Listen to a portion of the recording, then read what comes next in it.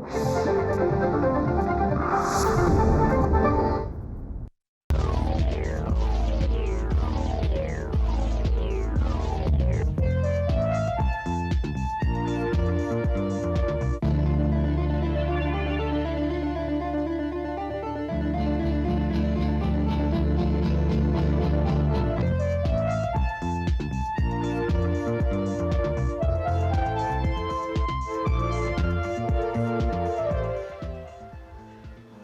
बात है रेखा, जब से हम मेहता महल से लौटे हैं तुम कुछ खोई खोई सी हो। कोई बात नहीं है। नहीं, कोई बात तो है। वैसे हमें मेहता महल भी बहुत अच्छा लगा और राहुल भी बहुत अच्छा लगा। कितने चम्मच चीनी के डालो? 1 चम्मच। क्यों, तुम्हारा क्या ख्याल है? मामी, राहुल आ रहे हैं अपनी बहन नेहा के साथ में रवि भी है। अरे नमस्ते, आइए आइए। हेलो। आप मेरे दोस्त से नहीं मिले? ये रवि है, मेरी छोटी बहन नेहा, मिसेस कुमार, रेखा। बैठिए ना आप लोग। Thank you.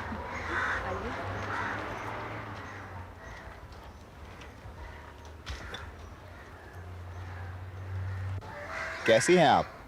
6 महीने बाद आपसे मुलाकात हो रही है। आपको महीने भी याद है? अजी मुझे तो तारीख भी याद है। हम लोग 21 तारीख को पिकनिक गए थे, उसके बाद आज मुलाकात हो रही है।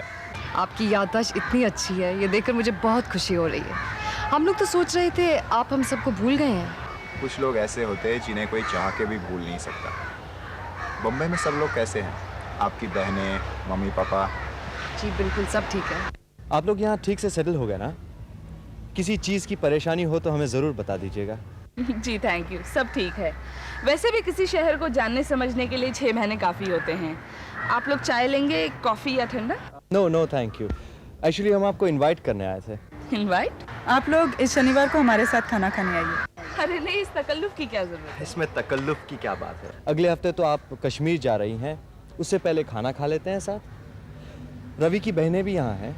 हाँ, वो भी आपसे मिलना चाहेंगी, आइएगा ज़रूर।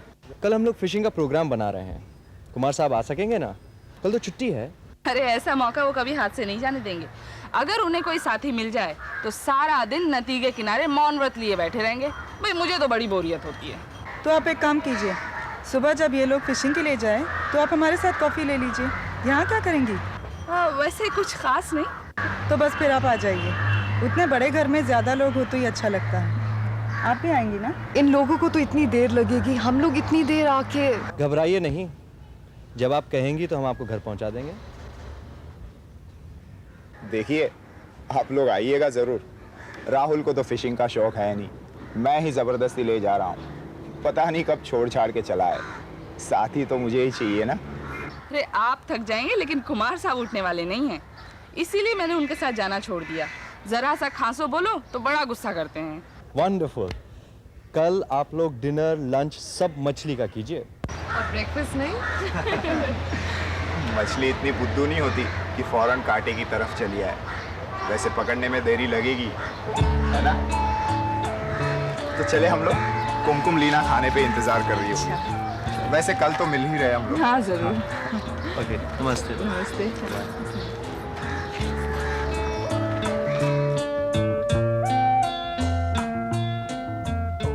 भाई आप लोगों का बागीचा बहुत अच्छा है। हाँ, एक कप कॉफ़ी हो जाए? नहीं, मेरे लिए। मामी आप? नहीं थैंक्स। बम्बई में सब ठीक तो है ना? हाँ बिल्कुल।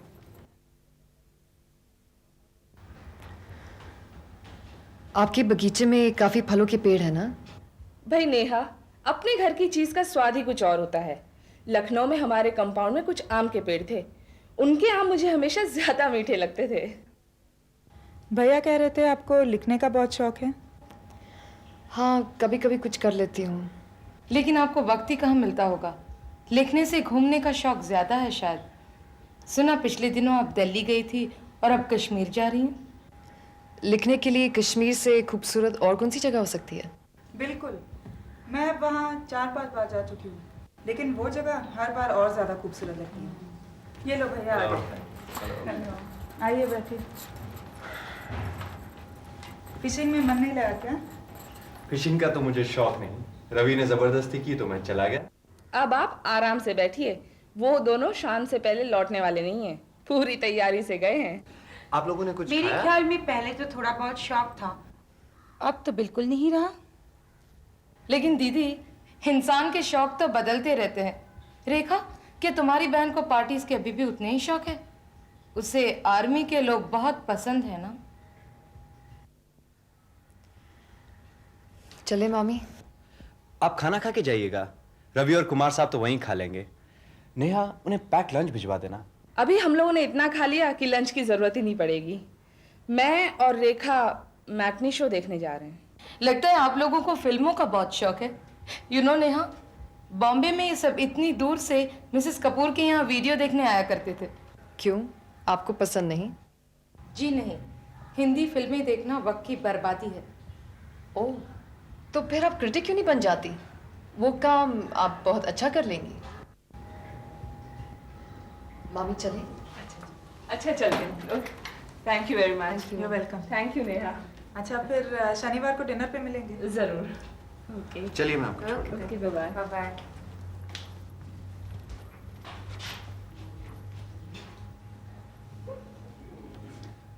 कुछ लोग पढ़े लिखे होकर भी ना सलीके से कपड़े पहन सकते हैं और ना बातें कर सकते हैं। लीना, फैमिली बैकग्राउंड भी तो कोई चीज होती है। मिस्टर कुमार तो यहाँ के इनकम टैक्स कमिश्नर हैं। तो क्या हुआ, हमारे कुक के भाई का लड़का आईपीएस में आ गया तो उसी शहर में डीएसपी बन गया। लेकिन क्या इससे उनके खानदान और संस्कार थोड़े ही बदल गए? राहुल, तुमने नोटिस किया इन 6 महीनों में रेखा कितनी बदल गई? खैर, गोरी तो ये कभी भी नहीं थी, पर अब तो बिल्कुल काली लगती है। धूप में घूमने से ऐसा होता है। सच पूछो तो मुझे उस लड़की में कभी कोई खूबसूरती नहीं दिखाई दी। चेहरा, रूप, रंग, नाक, नक्शा, कुछ भी तो ऐसा नहीं जो देखने वाला थोड़ी देर तक देखता ही रह जाए। और हाँ, जहाँ तक उन आंखों की चमक का सवाल है जो कुछ लोगों को बहुत भाती है, मुझे तो उन आंखों में सिवाय तेजी, चालाकी और गरूर के कुछ भी तो नहीं दिखाई दिया। तुम्हें क्या लगता है राहुल? मुझे? वेल, अब तुम पूछ रही हो तो मैं बता देता हूं। मेरे ख्याल से तो रेखा बहुत खूबसूरत है। वैसे तुमने सुना होगा कि खूबसूरती देखने वाले की आंखों में होती है।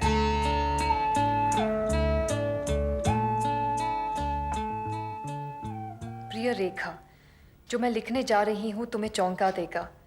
रूही विनोद के साथ भाग गई। पापा पूछताछ करने के लिए बंगलौर गए हैं, तो मामा के साथ फौरन आ जाओ। हम सब बहुत परेशान हैं। मामा, क्या हुआ?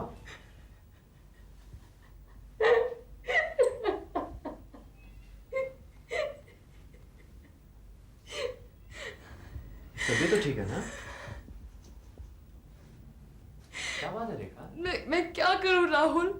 कल से बहुत बुरी खबर आई है। रूही विनोद के साथ भाग गई। अब क्या होगा?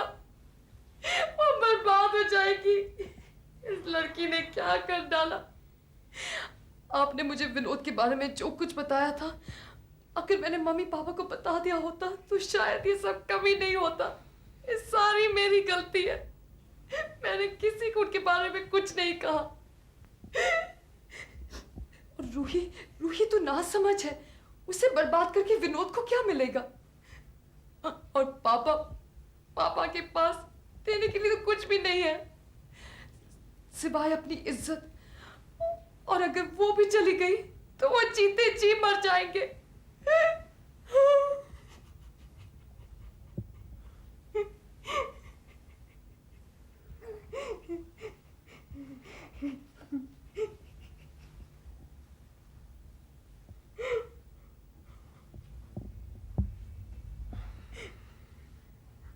ये लो, थोड़ा पानी पी लो।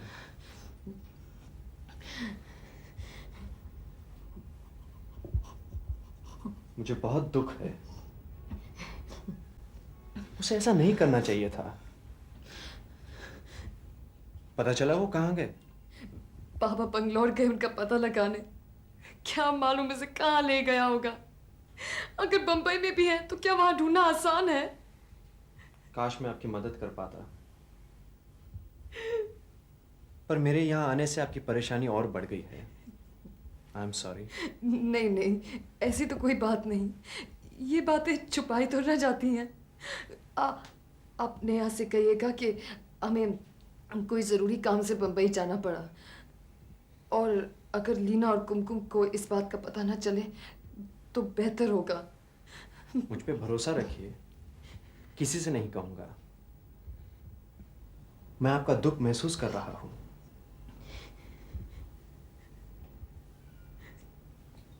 सब कुछ ठीक हो जाएगा। मैं चलता हूं।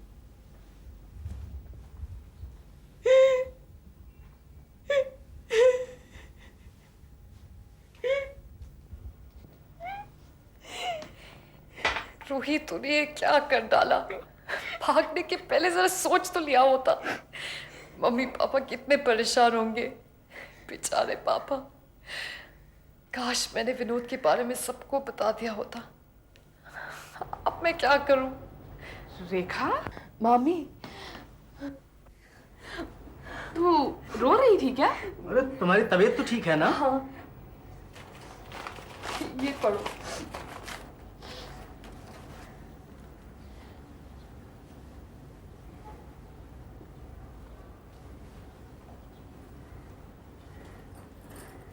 अब क्या होगा मामी? मामा, हमें आज ही बम्बई जाना होगा। पापा तो घर में नहीं है, पता नहीं घर में सबकी क्या हालत हो रही होगी। क्यों, क्या हुआ? रूही विनोद के साथ भाग गई है। भाग गए?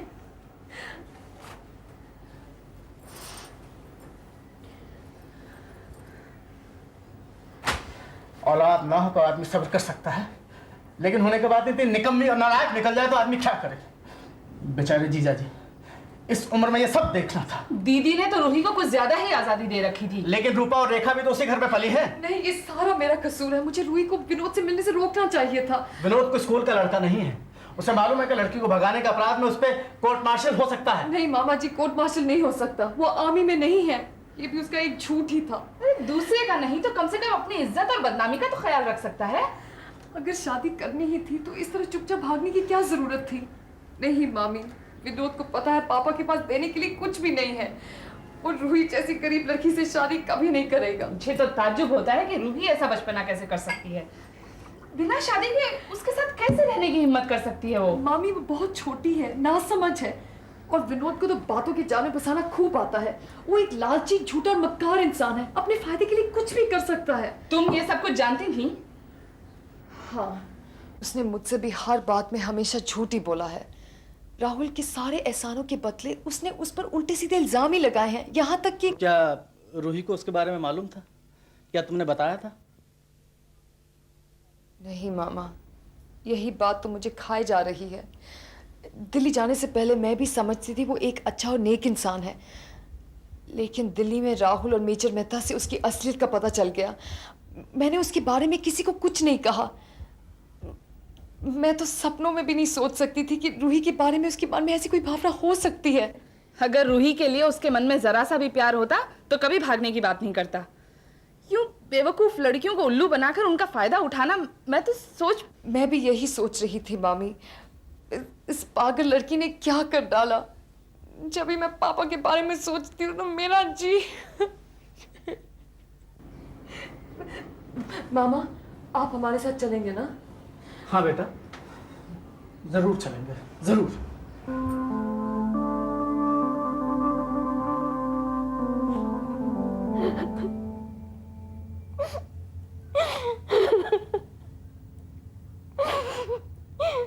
भगवान ऐसा भी दिन दिखाएगा, कभी सोचा भी नहीं था भैया। हम लोग तो किसी को मुंह दिखाने लायक नहीं रहे, पर मुझे मीरा के घर वालों से ही उम्मीद नहीं थी। मीरा के घर वाले?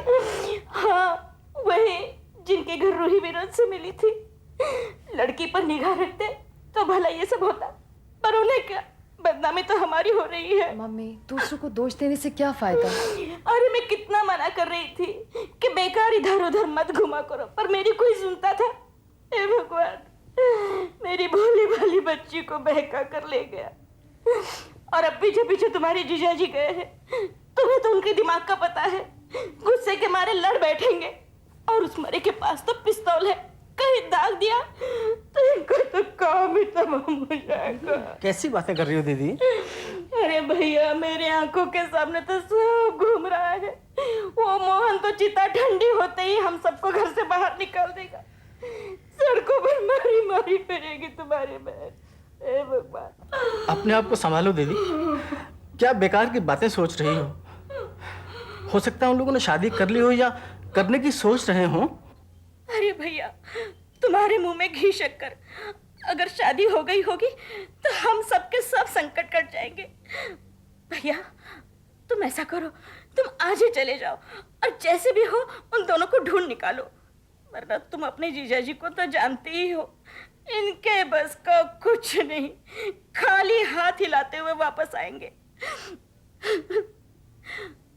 तुम्हारी बात और है, सरकारी ओहदा है, लोग रोब खाते हैं। अब ठीक है, मैं भी चला जाऊंगा। हाँ हाँ, आज ही चले जाओ और ऐसा करो, उन दोनों को जैसे भी हो ढूंढकर उनकी शादी करवा डालो। रूही से कहना किसी बात की फिक्र न करे, जेवर कपड़ा सब बाद में यहाँ बन जाएगा। वैसे भी बम्बई जैसा जेवर कपड़ा और कहाँ मिलता है। दीदी क्यों बेकार की चीजों के लिए परेशान हो रही हैं? अरे परेशान क्या, मेरा तो दिमाग खराब हुआ जा रहा है। सिर की नसें दर्द से फटी जा रही है, दिल धक धक करता है सालक। भैया, अगर यही हाल रहा ना तो मैं नहीं बचूंगी, मैं नहीं बचूंगी। लेकिन जाने से पहले उसने किसी को कुछ नहीं कहा? आप लोगों को जरा भी शक नहीं हुआ? हमारे मन में पाप ही नहीं था तो शक कहाँ से होता। ये देखो, रीटा के नाम चिट्ठी लिख गई है, उसे तकिए के नीचे मिली। रेखा बेटी, जरा पढ़ दी चिट्ठी माँ। प्रिय रीटा, तुमने मेरे साथ जाना छोड़ दिया तो मैं भी तुम्हारा साथ छोड़ रही हूँ। पता है किसके साथ? इतना भी नहीं जानती। बनती तो बहुत होशियार है, पर किताबें पढ़ने से कोई होशियार नहीं बन जाता। तुम सबसे मैं ही होशियार हूँ। तुम सबके मुंह आश्चर्य से खुले रहेंगे जब मैं अगली चिट्ठी में अपना नाम लिखूंगी, रूही विनोद शर्मा। तुम सबको इतना बड़ा सरप्राइज कभी किसी ने दिया है? Wish me luck, Ruhi. देखा मामी, कितनी पागल है ये लड़की, किसी का भी ख्याल नहीं इसे। पापा को ये चिट्ठी पढ़कर कैसा लगा होगा? रीटा बता रही थी कि जीजाजी तो ऐसे सन्नाटे में आ गए कि 10 मिनट तक कुछ भी नहीं बोले और फिर चुपचाप उठकर अपने कमरे में चले गए। बेचारे कई घंटे बाहर नहीं निकले। मैं तो सचमुच डर गई थी। फिर रात की गाड़ी से पापा बेंगलोर चले गए। उनका चेहरा देख के ऐसा लग रहा था कि एक दिन में 20 साल बूढ़े हो गए हों। बेचारों पर बड़ी बुरी गुजरी। औलाद से इंसान क्या क्या उम्मीदें करता है। अरे हमारी रूही ऐसी नहीं थी, ये सब उस 420 का काम है। राम जाने हमारा ऐसे लोगों से पालक क्यों पड़ता है। सब किस्मत है अपनी अपनी। हाँ मम्मी, सब किस्मत है अपनी अपनी, पर मैंने आपको रूही को रोकने के लिए कितनी बार कहा था। अरे अब भी शादी हो जाए तो कुछ नहीं बिगड़ा। ऐसा सुंदर दामाद हमें मिल जाए तो और क्या चाहिए। हंसमुख है, कैप्टन है, कोई ऐरा गहरा तो नहीं। मम्मी बस भी करो, ऐसे लफंगे को लड़की देने से तो कुंवारी ही भली है। तेरे जैसे ढंग रहे ना तो सबके सब कुंवारी ही रह जाएंगी। नहीं भैया नहीं, अब शादी के सिवा और कोई चारा नहीं। जैसे भी हो ढूंढ ढांढ कर फेरे डलवा दो, बस बाकी सारी धूमधाम यहाँ देखी जाएगी। मुझे तो कुछ नहीं सोचता, अब तुम्हारा ही आसरा है। मम्मी की हालत देख रही हो ना। दीदी तो सुबह से वही बात दोहराए चली जा रही हैं। अच्छा रेखा, क्या विनोद रूही से शादी करेगा? शादी करना चाहता तो क्या इस तरह उसे चुपचाप ले जाता? पर मामी, अगर मैंने मम्मी पापा और रूही को विनोद की असलियत बता दी होती रेखा, तो तुझे क्या मालूम था कि रूही इतना बचपना कर बैठेगी? ये बचपना नहीं मामी, ये अव्वल दर्जे की बेवकूफ़ी है। कभी तो दिमाग का थोड़ा बहुत इस्तेमाल करना चाहिए। हम सबको इतना दुख देने से पहले कुछ तो सोचा होता। पर रेखा, जो अपने बारे में खुद नहीं सोच सकता वो दूसरे का क्या सोचेगा? बेचारे पापा, उनके बारे में सोचकर तो मेरा कलेजा फटा जा रहा है। पता नहीं कहाँ मारे मारे फिर रहे होंगे। रेखा दीदी, पापा आ गए। पापा,